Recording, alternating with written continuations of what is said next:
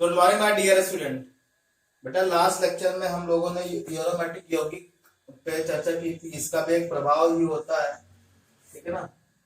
ये भी एक प्रभाव होता है, जैसे इलेक्ट्रोमैग्नेटिक, इंडक्टिव इफेक्ट, ये सब होते थे मेसोमेरिक प्रभाव, वैसे ही एक एरोमेटिक प्रभाव होता है। तो सबसे पहले हम तुमको सिखा रहे थे कि एरोमेटिक यौगिक होते कौन से हैं, ठीक है ना। उनके सिद्धांत ये बताया था, रेवेंसन सिद्धांत पहले बताया, फिर समत्वपद सिद्धांत बताया, फिर अणुकक्षक सिद्धांत बताया, फिर हक्केल का नियम बताया। हक्केल का नियम बहुत ही इंपॉर्टेंट है बेटा। और लास्ट सिद्धांत है बेटा जो अभी हमें पढ़ाने जा रहे हैं आपको, वलय धारा सिद्धांत। वलय धारा सिद्धांत, वलय धारा सिद्धांत, ठीक है बेटा। तो लिखोगे, इस सिद्धांत के अनुसार, इस सिद्धांत के अनुसार, इस सिद्धांत के अनुसार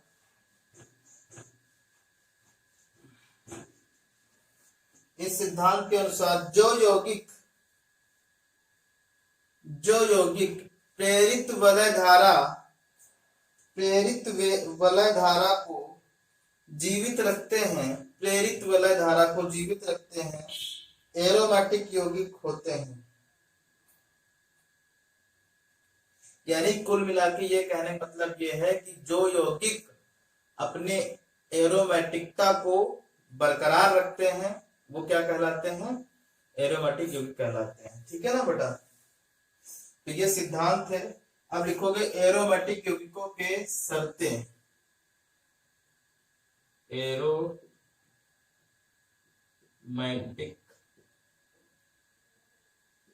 यौगिकों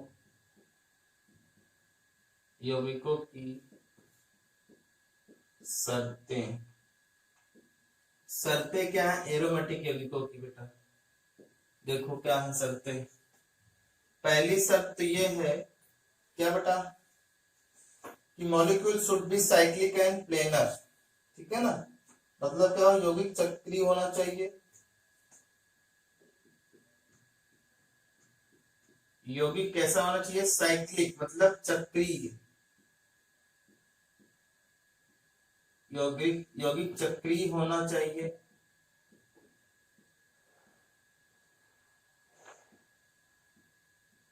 चक्रीय क्या मतलब, क्लोज रिंग में होना चाहिए, ठीक है ना, इस तरीके से। दूसरा पॉइंट, यौगिक के सभी अणु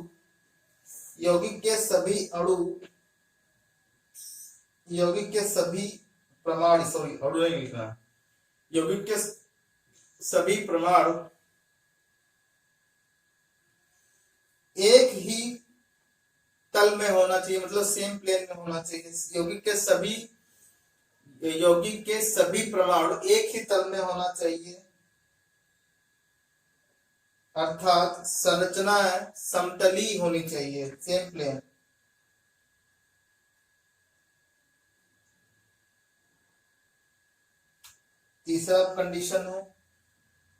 तीसरी कंडीशन है अणु मतलब यौगिक हक्केल नियम को अनुसरण करना चाहिए, यौगिक हक्केल नियम को अनुसरण करना चाहिए।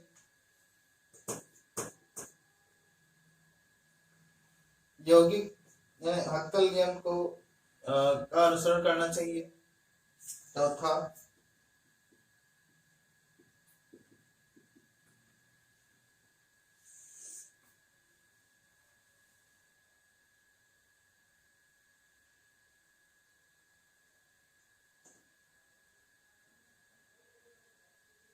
यौगिक में पाई इलेक्ट्रॉनों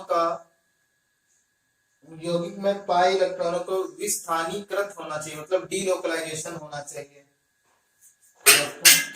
पांचवा, यौगिक में सिंगल बंध तथा द्विबंध के बीच में कार्बन की लंबाई होनी चाहिए। यौगिक में सिंगल बंध तथा द्विबंध के बीच में कार्बन कार्बन बंध की लंबाई होनी चाहिए। ये 5 नियम आपको याद रखना बेटा, एरोमेटिक यौगिक की शर्तें हो जाएंगी वो, कि क्या बताना चाहिए बता देंगे बेटा। जैसे मैं तुमसे बोल रहा हूँ सारी शर्तें एक बार याद दिला दे रहा हूँ कि एरोमेटिक यौगिक उसको कहेंगे जो क्या होगा बेटा, जो समतली होना चाहिए। समतली कैसे मतलब बोलिए, जैसे यहाँ पे अगर मैं तुमसे बोलूं बेटा यहाँ पे संकट कैसा sp2 है कि नहीं है, बोलो। क्योंकि यहाँ पे एक पाई है, एक सिग्मा है, ये सिग्मा है, ये सिग्मा, 3 सिग्मा है ना बेटा। तो एक सिग्मा एक सिग्मा एक सिग्मा एक सिग्मा 3 हो गए, तो sp2 होगा। मतलब इसका जो स्ट्रक्चर होगा वो प्लेनर होगा, 120 एंगल बनाएगा वो प्लेनर स्ट्रक्चर होगा, ठीक है ना। यानी कि आपको जो जो हाइब्रिडाइजेशन होना चाहिए वो कैसा होना चाहिए बेटा बताइए, वो sp2 होना चाहिए, ठीक है ना। तभी उसको क्या बोला जाएगा, बोलो एरोमेटिक यौगिक बोला जाएगा। और हक्कल नियम को पालन करना चाहिए। हक्कल नियम 4n+2 पाई इलेक्ट्रॉन होने चाहिए, तभी वो चीज क्या कहलाएगी, एरोमेटिक यौगिक कहलाएगी। ये 2 शर्तें बहुत ही आपको जो है याद रखनी है कि क्या होना चाहिए, समतली मतलब उसका हाइब्रिडेशन कितना होना चाहिए, कार्बन कार्बन के हर एक कार्बन हर एक एटम का, ये देखो एटम है ना, तो इसका sp2 हर एक पॉइंट पे देख लो बेटा, sp2 हाइब्रिडाइजेशन होगा। तो आपको सबसे पहले आपको क्या चेक करना होगा बेटा कि इसमें कौन सा संकरण है। अगर sp2 है और 4n+2 पाई का हक्कल नियम को फॉलो करते हैं तो समझ जाओ क्या होगा वो चीज, बोलो वो चीज क्या कहलाएगी, बोलो एरोमेटिक यौगिक कहलाएगी। जैसे मैं तुमको ये एक रिएक्शन दे रहा हूँ बेटा, एक ये इक्वेशन दे रहा हूँ, मतलब एक रिंग दे रहा हूँ जो आपको बतानी है, ठीक है। ये एरोमेटिक है कि नहीं है, तो आपको बहुत ध्यान से देखना पे। पहली शर्त तो इसने फॉलो कर ली कि यौगिक समतली है, यौगिक पूरा समतली नहीं चक्रीय है। दूसरी शर्त ये है क्या बेटा, हक्कल नियम क्या कह रहा था कि 6 पाई होने चाहिए, 6 पाई इलेक्ट्रॉन है कि नहीं है, रेजोनेंस में वो भी है। लेकिन ये थर्ड कंडीशन में फेल हो रहा, क्योंकि यहाँ पे तो sp2 है बेटा, और इस वाले कार्बन को देखो यहाँ पे हो गया क्या, इसमें कितने हो गए इलेक्ट्रॉन, इसमें देखो बेटा इस वाले कार्बन ने केवल 2 ही बॉन्ड तो बनाए हैं, 1 2 और 2 हाइड्रोजन चाहिए इसमें, तो एक सिग्मा एक सिग्मा एक सिग्मा ये सिग्मा है, तो sp3 हो गया। यानी ये यौगिक बेटा क्या है, असमतली है, जिसकी वजह से इसकी एरोमेटिकता मतलब एरोमेटिकता खत्म हो गई ना। तो ये देखो बेटा सारी शर्तें जो है फुलफिल हो रही है, बट ये क्या हो रहा है, ये क्या हो रहा है बेटा बताइए, ये समतली है, ये समतली नहीं है, इसीलिए ये एरोमेटिक नहीं होगा, यानी एरोमेटिक ये नहीं है, ये एरोमेटिक है क्योंकि इसमें सारी शर्तें हो रही। हर एक कार्बन पे देखो बेटा, हर एक कार्बन पे यहाँ पे क्या हो रहा है, sp2 संकरण आ रहा है, मतलब हाइब्रिडेशन कितना आ रहा है बेटा, sp2 आ रहा है, ठीक है। चलो लिख लो, ओके। नेक्स्ट शर्तें हम लोग करने जा रहे हैं इसकी,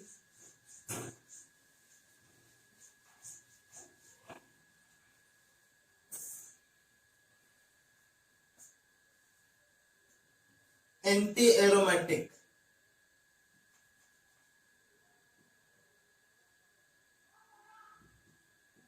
एंटी एरोमेटिक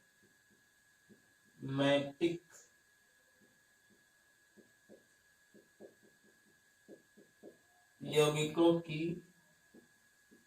शर्तें। एंटी एरोमेटिक यौगिक किसको कहोगे भाई, एरोमेटिक यौगिक की तो सारी शर्तें हो गई ना, एंटी एरोमेटिक कैसे कहोगे। शर्तें, पहली शर्त है कि यौगिक कैसा होना चाहिए, यौगिक चक्रीय चक्रीय तथा समतलीय होना चाहिए, यौगिक चक्रीय तथा समतलीय होना चाहिए। वो तो बात एरोमेटिक वाली ही होना आ रही बेटा। दूसरी बात, पाई इलेक्ट्रॉनों का क्या होना चाहिए बेटा, पाई इलेक्ट्रॉनों का विस्थानीकृत होना चाहिए, मतलब इसमें भी डीलोकलाइजेशन होना चाहिए बेटा। यानी सारी शर्तें बेटा एरोमेटिक वाली ही क्या हो रही है, फॉलो हो रही है, बट कहां पे थोड़ा सा डिफरेंस आएगा, नंबर ऑफ पाई इलेक्ट्रॉन क्या होना चाहिए, हक्कल उनके ऊपर नंबर ऑफ क्या बेटा, पाई इलेक्ट्रॉनों की संख्या कितनी होनी चाहिए बेटा, 4n होनी चाहिए, 4n। ठीक है ना। जैसे मैं तुमसे बोलूं कि यहाँ पे अगर एक टेबल बनाओ बेटा, यहाँ पे लिखोगे n, यहाँ पे लिखोगे 4 पाई इलेक्ट्रॉन, और यहाँ पे क्या लिखोगे, यहाँ पे लिखोगे नंबर पाई बंधों की संख्या।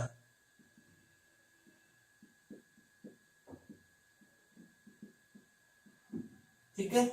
जैसे मैंने यहाँ पे 1 रखा, तो 1 रखोगे तो मतलब क्या हुआ, 4 आ गया, क्योंकि यहाँ पे 4 रखोगे वो 4 पाई इलेक्ट्रॉन, मतलब 2 बंध आने चाहिए। अगर 2 बंध किस में आ रहे हैं, मतलब 2 पाई बंध आ रहे हैं, तो समझ जाओ उसमें क्या होगा, वो एंटी एरोमेटिक है, वो एरोमेटिक नहीं है। अगर 2 रखोगे तो कितना हो गया बेटा, 8 हो गए, मतलब कितने बॉन्ड हो गए, 4 बॉन्ड। ठीक है ना। अगर आपने 3 रखा तो कितने हो गए, 12 हो गए, और इधर कितने हो गए, 6। अगर आपने 4 रखा है n बराबर, तो इधर हो गए कितने, 16, नहीं बेटा, और इधर कितने हो गए, 8। तो आपको ट्रिक याद करने की जरूरत है कि अगर इवन मतलब सम संख्या वाले बंधार हैं, सम संख्या वाले पाई बंध आ रहे हैं, जैसे कितना, 2 4 6 8, देख लो बेटा, तो वो क्या होगा बेटा, वो एंटी एरोमेटिक होगा।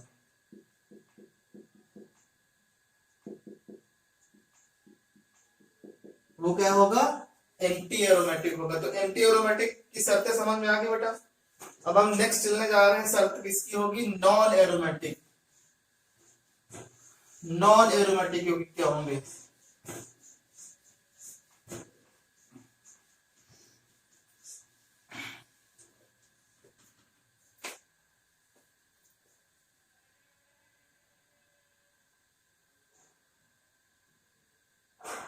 नॉन एरोमेटिक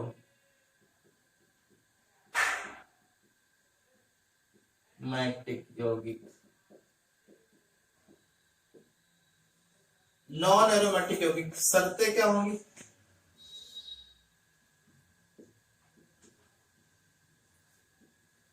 क्या बेटा, क्या होना चाहिए, देखो पहली शर्त तो यही है कि यौगिक कैसा होना चाहिए, चक्रीय होना चाहिए बेटा। और यौगिक की उस एरोमेटिक में क्या होता था, समतलीय होता था, इसमें असमतलीय होना चाहिए, बस असमतलीय हो तो वो चीज क्या कहलाएगी बेटा, नॉन एरोमेटिक कहलाएगी, असमतलीय। ठीक है ना।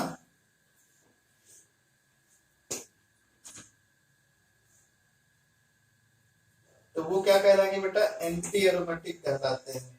ठीक है ना। तो कुछ एग्जांपल मैं आपको दे रहा हूं, वो चीज सारी शर्तें होंगी बेटा, यौगिक चक्रीय हो और असमतलीय अगर आ जाए तो वो चीज क्या कहलाएगी, नॉन एरोमेटिक कहलाएगी। ठीक है ना। तो कुछ एग्जांपल मैं आपको दे रहा हूँ, उनको आपको परफॉर्म करना है, बताना है कि भाई कौन सा एरोमेटिक है, कौन सा नॉन एरोमेटिक है। ठीक है बेटा। देखिए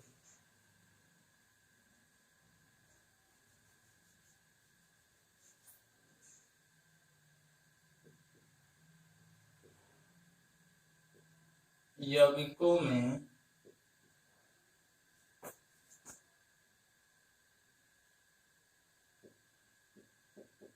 एरोमेटिक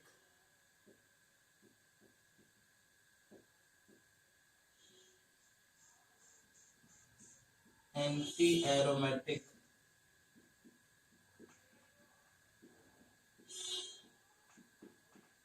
नॉन एरोमेटिक बताइए। ठीक है बेटा। क्वेश्चन है, पहला क्वेश्चन,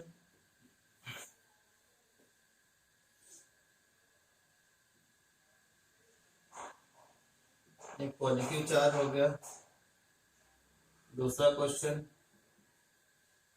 ये नेगेटिव चार्ज हो गया, ठीक है। और तीसरा क्वेश्चन कोई चार्ज नहीं है, ठीक है बेटा। चलिए बताइए पहला क्वेश्चन पहले आप लोग करो, फिर मैं बताता हूँ उनको।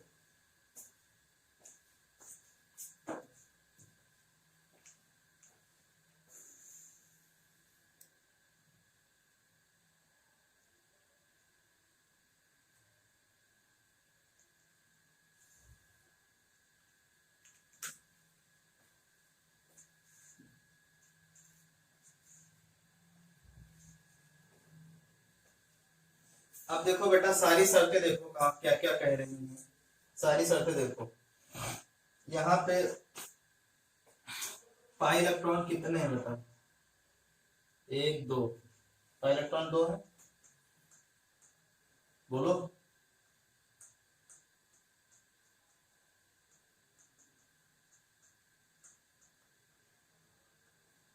पाई इलेक्ट्रॉन कितने हैं बेटा, दो।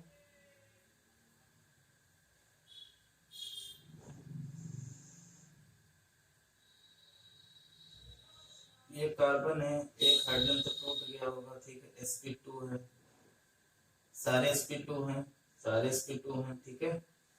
पाई इलेक्ट्रॉन, दो पाई इलेक्ट्रॉन है, तो ये क्या होगा, एरोमेटिक होगा। इस पे आ जाओ, इसमें पाई इलेक्ट्रॉन कितने हैं बेटा, बोलिए। चार पाई इलेक्ट्रॉन है ना,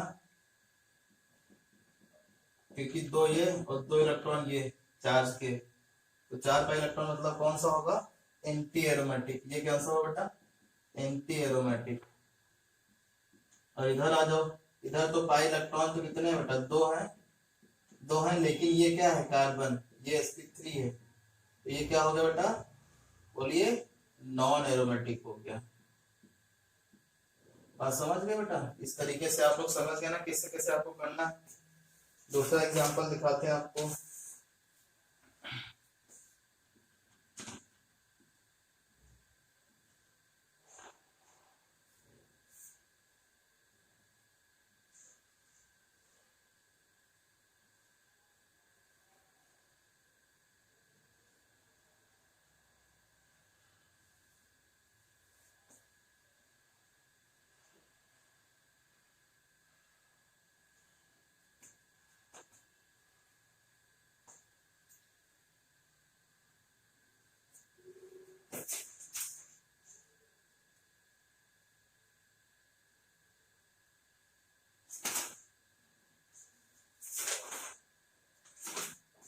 ठीक है बेटा, यहाँ पे पॉजिटिव, यहाँ पॉजिटिव है, दोनों तरफ पॉजिटिव है। एक चौथा,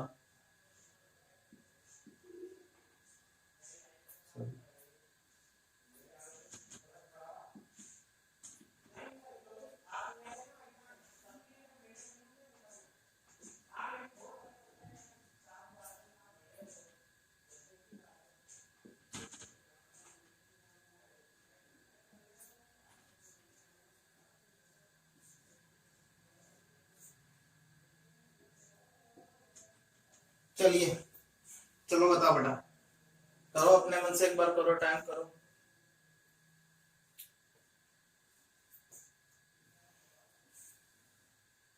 अब देखो बेटा यहाँ पे चार है ना, दो पाई बंद है ना, तो ये क्या होगा, एंटी एरोमेटिक होगा। इसमें बताओ एक पाई बॉन्ड एरोमेटिक, मतलब दो पाई इलेक्ट्रॉन है ना बेटा, दो पाई इलेक्ट्रॉन है कि नहीं है, देख लो, एक और दो। इसमें बताओ कितने हैं, एक दो तीन चार पाँच छः, ये भी क्या होगा, छः आ गया ना बेटा। छः पाई इलेक्ट्रॉन किसमें होते हैं, एरोमेटिक में होते हैं ना, एरोमेटिक।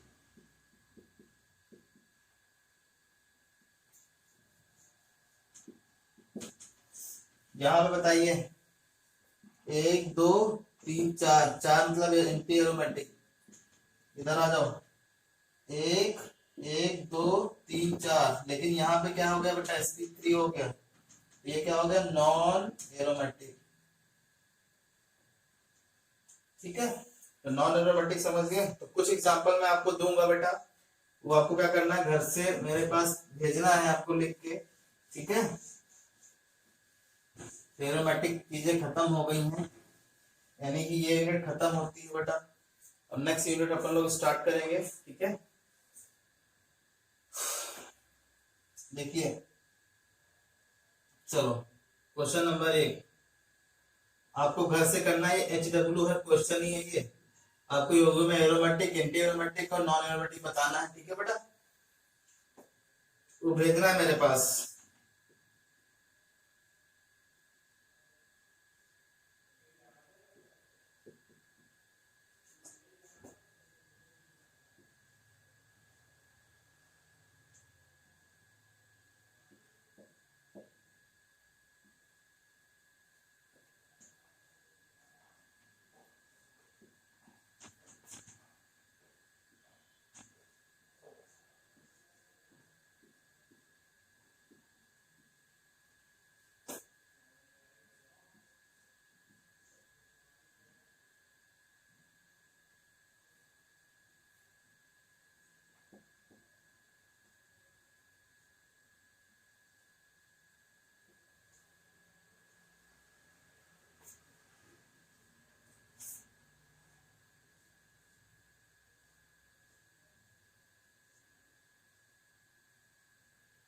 बेटा एक एक बॉन्ड अलग से याद रखना, ये बेंजीन नहीं है।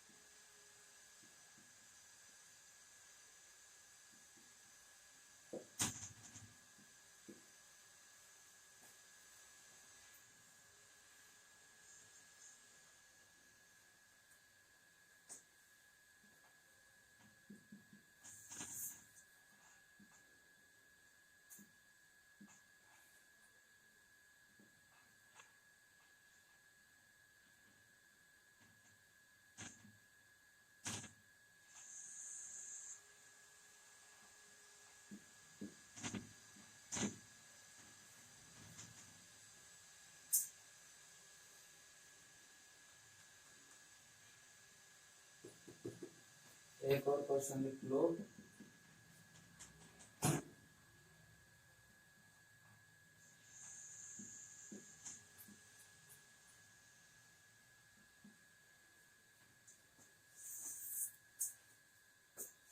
पांच क्वेश्चन आपको बेटा टाइम करने हैं और मेरे पास भेजना है, ठीक है। Thank you. ये यूनिट खत्म होती है अब।